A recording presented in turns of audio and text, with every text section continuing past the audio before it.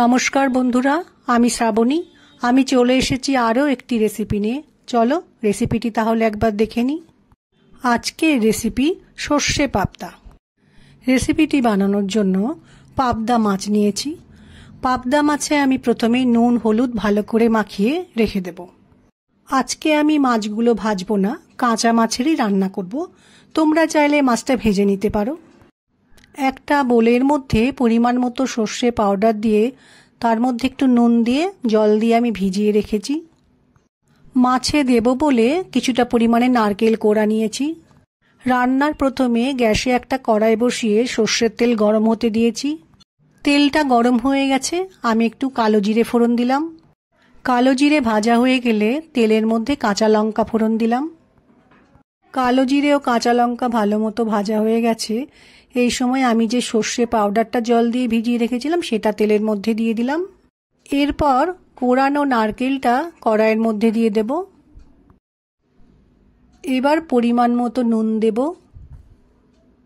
সর্ষে পাউডার ভিজিয়ে রাখার সময় একটু নুন দিয়েছিলাম, সেজন্য নুনটা বুঝে নিয়ে দিতে হবে। এরপর দিয়ে দিলাম হলুদ গুঁড়ো।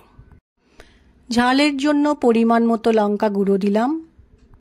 একটা খুন্তির সাহায্যে সমস্ত মশলাকে কড়াইয়ে খুব ভালো করে মিশিয়ে নেব।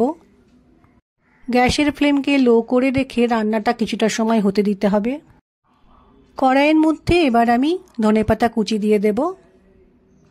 ধনেপাতা কুচি দিয়ে নেওয়ার পর কড়াইয়ের মধ্যে আমি একটু চিনি দেব। চিনিটা দিলে স্বাদটা খুব ভালো হয়। সমস্ত মশলাকে খুব ভালো করে মিশিয়ে নিতে হবে।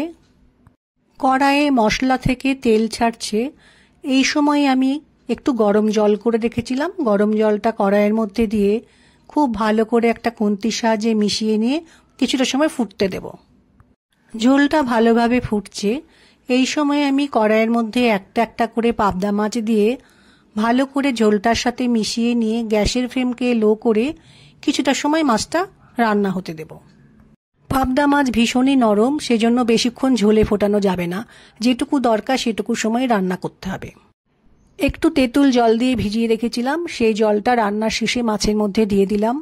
পয়লা বৈশাখের দিন বাড়ির সবাইকে খাওয়ানোর জন্য কিন্তু এই রান্নাটা করা যেতে পারে। আমার আজকের এই রেসিপিটি ভালো লাগলে লাইক, শেয়ার ও সাবস্ক্রাইব করো।